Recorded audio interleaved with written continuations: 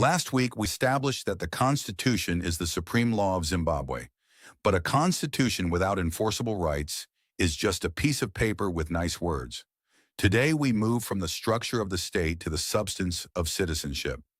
We are diving into Chapter 4 of the Constitution, the Declaration of Rights. 1. The Declaration of Rights, Structure and Substance. We look into sections 44 to 87. Chapter 4 is the soul of the 2013 Constitution.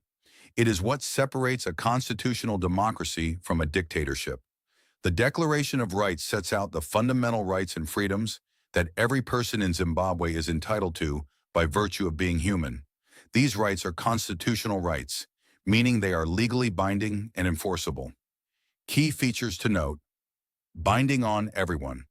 Section 44 imposes a duty on everyone, the state, all institutions, agencies of government, and every person, including juristic persons like companies and associations, to respect, protect, promote, and fulfill these rights.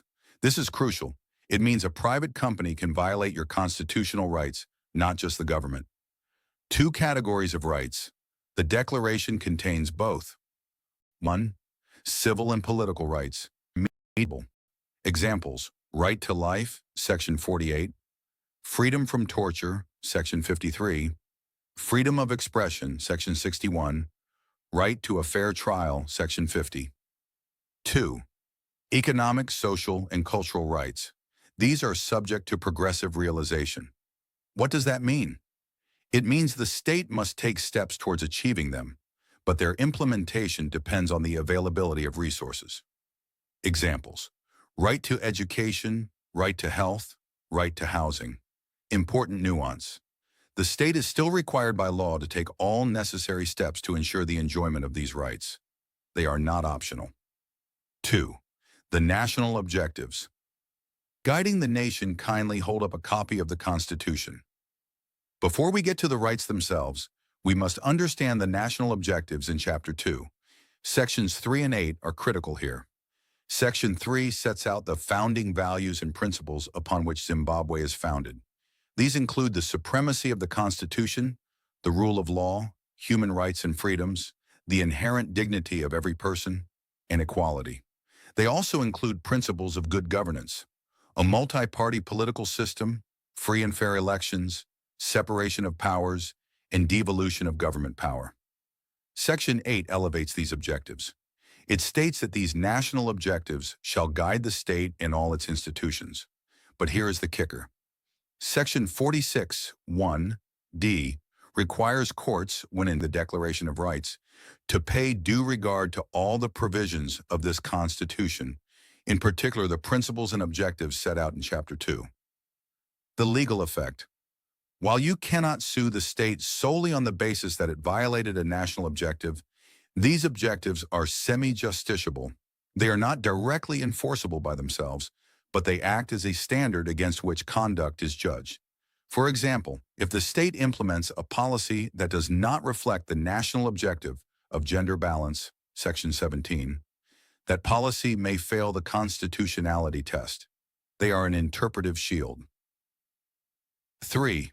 Interpreting the Declaration of Rights, Section 46. Now, how do our courts read these rights? Section 46 is our interpretive compass. When a court interprets the Declaration of Rights, it must: A. Give full effect to the rights and freedoms.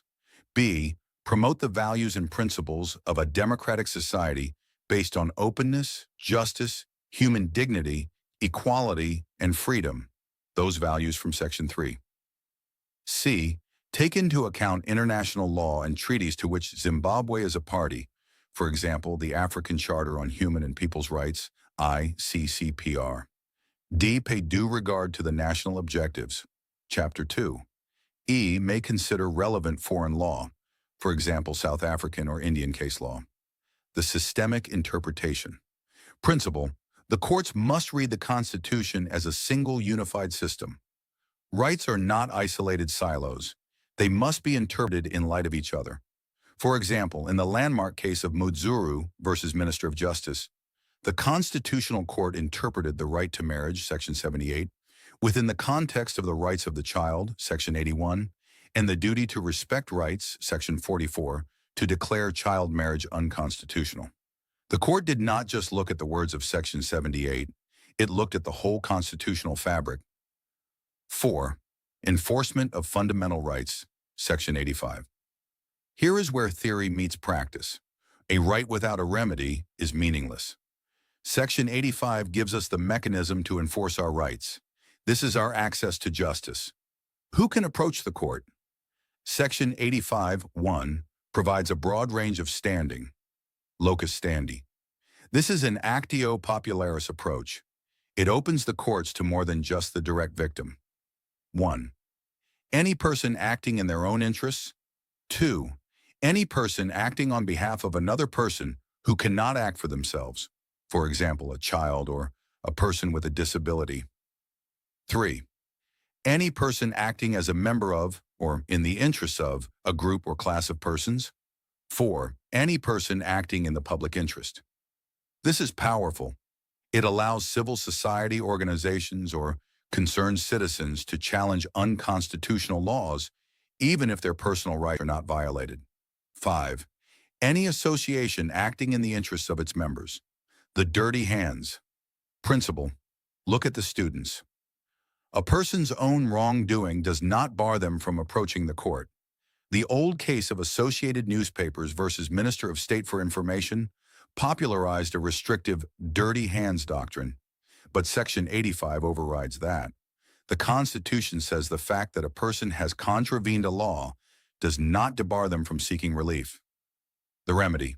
If the court finds a violation, it may grant appropriate relief, including a declaration of rights, an award of compensation, a prohibitive interdict stopping the violation, a mandamus compelling the state to act, a declaration of invalidity, striking down an unconstitutional law. 5. Applying the law, the case of Mudzuru versus Minister of Justice.